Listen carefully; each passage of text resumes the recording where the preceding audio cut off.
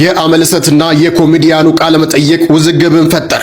ተወዳጁ አርቲስትና ሞዴል አመለሰት ሙጬ ከኮሜዲያን ያሲኖ ጋር ባደረገችው ቃለ መጠይቅ ላይ የቀለደችው ቀልድ ከፍተኛ መነጋገሪያ ሆኗል። አመለሰት በጥያቄ መሃል የተናገረችው ቀልድ በርካቶችን አስደንግጧል። ቅርም እንዳሰኘ በርካቶች እየገለጹ ነው። ነገሩ እንዲህ ነው። በፖድካስቱ ጨዋታ መሃል ያሲኖ በኩራት አንድ ነገር ተናገረ። ሲክስ ፓክ አለኝ ሲል ኤሚ ደግሞ ስፖርት ሰርተ ነው እርቦ ነው በማለት በቀልድ መልክ ትናገራለች። ይህም ቪዲዮ ተቆራርጦ ሲለቀቅ በርካቶችን አሳዝኗል። ይህንን ጉዳይ እንዴት ተመለከታችሁት? ሐሳባችሁን በቅንነት ኮሜንት ላይ አጋሩኝ። ያ ህይወት ላይ ሲክስ ፓክ አለኝ ማለት ከየት አመጣ? ስፖርተኛ እኮ ነኝ። በእውነት የእውነት ፎቶዬን እናሳይሽ? አታምኚም? ፎቶዬን ካላሳየኝ አላምንም። አሳዩት። ስፖርት ሰርተ ነው እርቦ ነው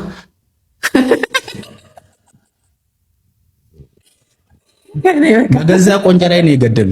እርቦ ነው ይርብሃል ቢሮ ይጣማሃል ቢሮ ይጨንቅሃል ቢሮ ሁሉም እንደዛው ነው። መቻል ነው ዘንድሮ ዝጋ አንተ ዝጋ እርቦ ነው እርቦ ነው አንደኛ አራማቀ እኔ ራስ ኮሚሽን ባንዴ እርቦ ነው እኔ እርቦ እኔ ግን አራበኝ። ካላመንሽኝ አሁን በልቼ የመጣሁትን እርጥብ ነው በልቼ የመጣሁት ልነግርሽ ይችላል። እኔ አራበኝ ሲክስ ያለው ሁሉ እርቦት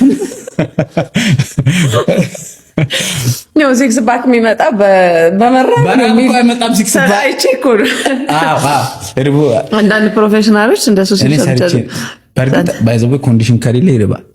አንተን ነው ሰዎች እንትን የሆነች እምብርቴ አቆራረጡ ትክክል አይደለም ስትወለድ። አዎ ዝም ብለው ነው ጊዜ ስላልነበራቸው በአንድ እጃቸው ነው የቋጠሩት እና በጣም እንደዚህ አብጣለች ወደ ውጭ ወጥቶ። አዎ እና ከደረቴ እኩል ነው ማለት ይቻላል። እና ያሲን እምብርቴ ካፖርት ቁልፍ ይመስላል ምናምን የሚባሉ ነገሮች እንትን አደርጋለሁ። ሪስታርትም ሲነካ ነው ምና ይሉኛል እና ሰዎች ኔጌቲቭ ነገሩን ያዩታል። ግን እኛ ለፍተን ነው ያመጣነው። ይሄን አስረግጬ ለመናገር ፈልጋለሁ። እሺ ማይሳማ አይነት ልጅ ነበርኩኝ። አላምርም ነበር፣ አመዳም ነበር። ትምህርት ቤት ሲድንቅ እንቅልፍ የሚመጣ እቤት አተኛም።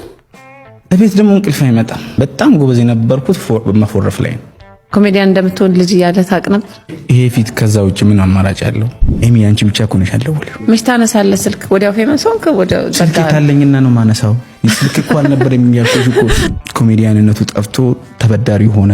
አከራይ ምንም እያመከርኩ ነው ናሱ አከራይ ነበረ። ግን የሆነት እና በሰዓቱ ከፍዬው አላውቅም። የማህበራዊ ጉዳዮችን በቀልድ እያዋዛ ሰዎችን በማሳቅ መልእክቶችን ታስተላልፋለህና ባይ ዘ ወይ ኮሜዲ ከትራጀዲ ነው የሚሳበው። እንደምቀልደው ሁሉ ላይፍ ላይ ሲሪየስ ነኝ። ያ ህይወት ላይ ሲክስ ፓክ አለኝ ማለት ከየት አመጣ? ስፖርተኛ እኮ ነኝ። ስፖርት ሰርተ ነው እርቦ ነው በገዛ ቆንጨራዬ ነው የገደሉ። እንደው ለማሳቅ ሞክረህ ግን ሳይስቁል ቀርቶ ተቸግረህ ደስ ሲለኝ እኔ ምን አገባ። ከፍሎ ገብቶ እኮ እንዲህ ብሎ የሚያይሻል። አንድ አናጺ 10 ሚስማር ቀጥ አድርጎ መጥቶ አንደኛው ቢጣመምበት ምን ይላል? አይችልም እንደናጽ ሚስማሩ ነው ማይችል አይረበል። እስኪ አንድ ላይ ሁሉም ህመም አለው ቤት ተደብቆ ማታ ማታ የሚያከው አንተችን መንገድ ስላለፍካት የምትለን ነገር ካለ ደግሞ ስድብ፣ ንቀት፣ ጥላቻ ስትቀበሉት ነው እናንተ የሚሆነው። አላማሽ ላይ ከሚያዋጡ ይልቅ መቃብርሽ ላይ አበባ ያስቀምጡ ይቀላችኋል። ከሪስትሮ ነው የጀመርኩት ቀን ስራ እየሰራሁኝ። ሰኔ 30 ካርድ የሚለው ደግሞ ቪዲዮ ለነገሩ ብትቆጣቸውም ዛሬ አንተን አይፈሩ። ትልቅ አገር ይዘው ለጥላቻ እንጂ ለፍቅር አይሰሩ። ታረቁ በል ተውበል በርሲሳ ዛሬ እንታረቅ ለሰኔ 30 ይላል። የፍቅር ህይወት ያሲኖ አለው ወይ? እኛ ፍቅር ይዞኝ ነበር አንድ 10 አመት ምናምን ዋጋ አስከፈለች። አገባሽ ሌላ ሰው ይገን ቀደም የታክሲ ግጥም ለሷ ነው እንዴ? መርዚ የሆነ ፍቅር በነፃነት የምታወሩ ሰው ልክ ፍቅር ሲሆን ግን ቃላቶች አይተባበሩሽም። እኔ እኮ ፈሪ አልነበርኩም። ፈሪ አረገች እሱ። ሰፈሯን ሁሉ አፈቀርኩት እንጂ ፍቅረኛ ትቀይራለች። ብራዘር ነህ አንተ። እኔ ብራዘር ለወንድምነት እንዴት እንደምመች ወንድሙ ይጅራል። ልደቷ 3 ወር ሲቀረው አስቤ ነው የምደግሰው። ታስመስላለህ ምናምን ትለ ወንድ ልጅ የምር ሲወዳ ያስመስል። ህልማቸው ትልቅ ነው። የት እንደሚደርሱ ነገር አይታወቅም። ግን በእንደዚህ አይነት ነገር ራሳቸውን እስከ መጉዳት እንዳይደርሱ ሰዎች ሲጋራ ማጨሳቸውን፣ ጫት መቃማቸውን፣ አሽሽ መጠቀማቸውን ጀጅ እናደርጋቸዋለን። የምትፈለግበት ቦታ ቫልዩን የሚያውቅ ቦታ ነው መገኘት ያለበት። እንዴት ደስ እንደሚለኝ ጎዳና ላይ ከሷ ጋር መታየት። የሆነ ሰው ግን ይመጣና ወሬ ነሽ ይላል፣ ደውልሃለሁ ብላ ገብታ ትሄዳለች። ያ የመጀመሪያው ቀን የተሰማኝ የሆነ የማፍቀር ስሜት አለ አይደል? እሱ ሲጨፈልቅ ነው የተሰማኝ። አንተ ግን ጎበዝ ነህ በእውነት እውነቴን ነው። ጸባይ ነው የሌለ እኔ ጸባይ ድሮም አልነበረ ሰዎች ኧረ እኔ ጸባይ ሰናይ ነኝ። አይ ጸባይ ሰናይ ማን ነኝ? ጸባይ ሰናይ አይደለ እሚ አንተስ ተማርክ? እኔ ከህይወት ነው ብዙ ጊዜ የምማረው። ከሻይና ቡና ብሩን ብትሰጡኝ ቡና ይዤ ስገባ እንጂ ቡናቸውን ስጠጣ ብዙ ደስ አይለኝ። ያሲኖ በህይወት የተፈተንክበት ተስፋ የቆረጥክበት የደሃ ልጅ መሆን ወዝ ብቻ አይነት ጥቅም ያቄማል ዘመናት እንደ ውሻ ቁስል በቶሎ አይደርቅም። የብራዘር ምርቃት 5 ሞንታርቦ ነው ይዘኔ። ድግሱ እሱ ነበር። ኮንሰርት ራሱ እንደዛ እንትን በእውነት ምግብ ብቻ ነው የሌለው ድግሱ። ምን ይሰራል ምግብ? ዋናው መደሰቱ ነው አይደል? ከየት እናምጣ? ዋናው ማስጮሁ ነው። ተቀበል ሰምቻለሁ እንዳገባሽ ይላል ታክሲ ውስጥ ነው። ጎጆሽ እንዴት ጸና፣ ልጆችሽ አደጉ፣ ባልትዳርስ ጤና፣ ያዝማ ረዳት ሂሳብ ከኔ ቁረጥ፣ ለከፈለላት ነው ልብና ጆሮዋን በአንድ ቀን የምትሰጥ። ያዝ ተቀበል በሞትኩት አይደል ለፌርማታ ለሽንገላ ፍቅር ስከፍል ነው የኖርኩት። መውደዴን ስከፍል፣ እምነቴን ስከፍል፣ መክፈሌን የጣ ለዚች ከፍላለሁ ያቺ እስክትመጣ። ተስማምቶሻል? ባልሽ ይወድሻል? አንቺስ ቆይ ወደድሽው? ለሱ ክፍት ሆነለት በኔ ይቆለፍሽው። እኔን እንኳን ተይው ለማዬ ብዬ ባንቺ ስም ያለ ሴት አገባው በቀደም።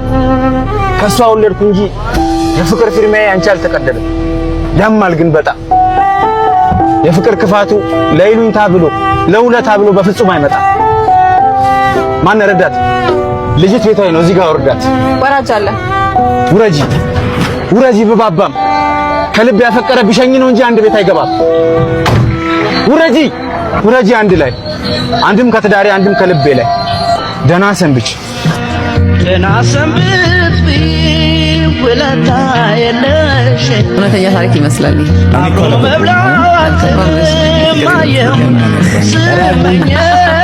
ሰላም ኮሜዲያን ያሲኖ በአራቱም አቅጣጫ በግራና በቀኝ ሴትና ደስታን በትኩረት ምንቀኝ በተከዘች ቀይ ባኮረፈች አድባር ጭንቀት ድብርት ቆርጠን ለማባረር አርማችን ሰላም ቋሚ ቅርስ ሀብታችን ፍቅር ጥቅማችን የናንተ ሳቅ ጨዋታ ደግሞ ዘና ፈታ ስትሉ ለኛ ደግሞ እርካታ።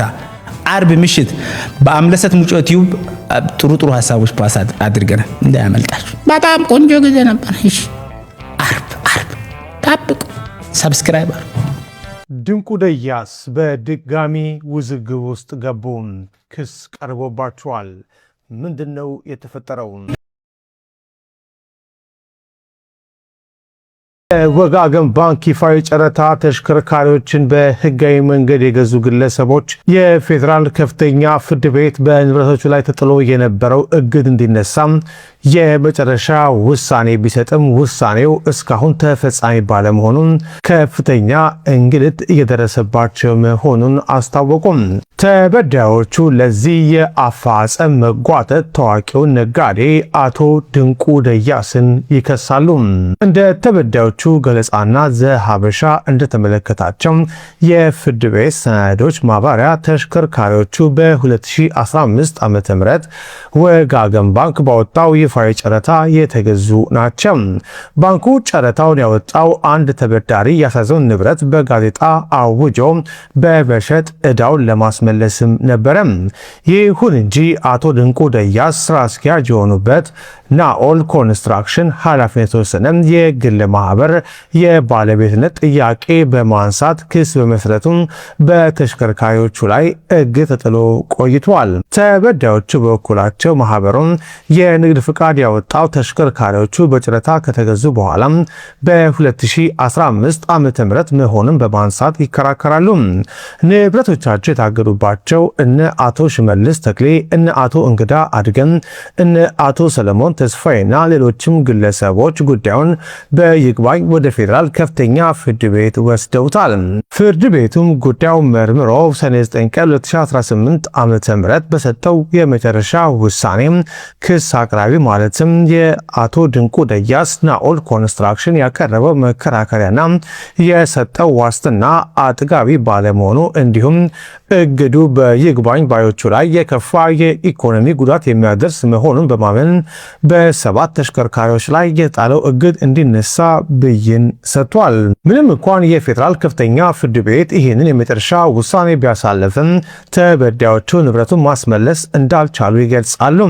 ተሽከርካሪዎቹ በቃሊቲ ወረዳ ፍርድ ቤት በወጣው የመጀመሪያ ትዕዛዝ ተይዘው በሶደሬና ጊሮ ሜዳ ቆመው የሚገኙ ሲሆን የኦሮሚያ ክልል ቦሰት ወረዳ ማለትም ወለንጭቲ ፖሊስ የከፍተኛ ፍርድ ቤትን ትዕዛዝ አክብሮ ተሽከርካሪዎችን ባለመልቀቁም ለከፍተኛ እንግልት መዳረጋቸውን ቅሬታ አቅራቢዎቹ አስታውቀዋል።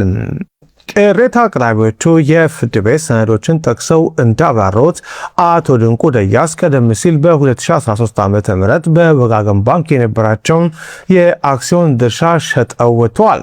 ግለሰቡ በሪፍት ቫሊ ዩኒቨርሲቲ በናፊያድ ትምህርት ቤቶች እና ሪፍት ቫሊ ሆቴልን በመሳሰሉ ሰፊ የንግድ ዘርፎች የሚታወቁ ሲሆን ከዚህ ቀደምም በሶደሬ ሪዞርት ማስፋፊያ በመሬት ይዞታም ጉዳዮች ከንግድ አጋሮቻቸው ጋር በነበሩ የፋይናንስ ክርክሮች እንዲሁም ከ11.3 ሚሊዮን ብር ደረቅ ቼክ ጋር በተያያዘ ስማቸው በተለያዩ የሕግና የሚዲያ መድረኮች ሲነሳ እንደነበረ ይታወሳል። በዚህ ዘገባ ላይ የቀረቡ ክሶችና መረጃዎች በተበዳዮች አቤቱታና በፍርድ ቤት ሰነዶች ላይ ብቻ የተመሰረቱ ሲሆን የአቶ ድንቁ ደያስን አስተያየት ለማካተት ያደረግነው ጥረት እንዳልተሳካ ለመግለጽ እንወዳለን።